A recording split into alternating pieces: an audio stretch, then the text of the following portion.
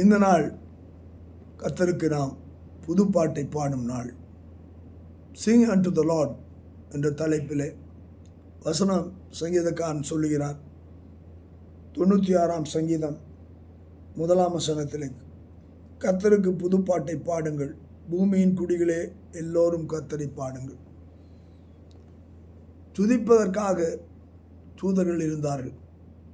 துதிக்கும் தூதர்கள் தங்களுடைய மேட்டுமையினாலே விழுந்தார்கள். துதிக்கும்படியாத ஒரு ஜனத்தை ஆண்டவர் ஆதாமின் சந்ததி மூலமாக உண்டாக்கினார். அந்த துதிகளை சொல்லும்படியாக அந்த ஆதாம் கீழ்ப்படியாமையினாலே விழுந்து போனான். ஆனால் ஆண்டவர் துதித்தலை விரும்புகிறபடினாலே துதித்தலை செய்யும்படியாக ஒரு ஜனத்தை தெரிந்து கொண்டார். அதுதான் யூதா கோத்திரமாய் இருக்கிறது. யூதா கோத்திரம் துதியின் கோத்திரம். துதிக்கிறவன் ஜெயிக்கிறவன். துதிக்கிறவன் தேவனை கனம் பண்ணுகிறான். துதிக்கிறவன் புதிய பாடல்களை பாடி துதிக்கிறான்.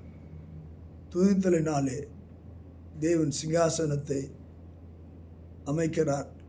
துதித்து அந்த சிங்காசனத்திலிருந்து எழுந்து தாழ மனுபுத்தருக்கு நோக்கி பார்த்து அவருடைய காரியங்கள் அனைத்தையும் அவர் நேர்படுத்தி சீர்படுத்தி சகலத்தையும் நன்மையாக்கி அவர்களை தேவனுடைய மகிமைக்காக என்றைக்கும் அவர் அந்த இடத்துல உயர்த்தி அவர்களை மகிமைப்படுத்தி மக்கள் தேவனை மகிமைப்படுத்துகிறார்கள்.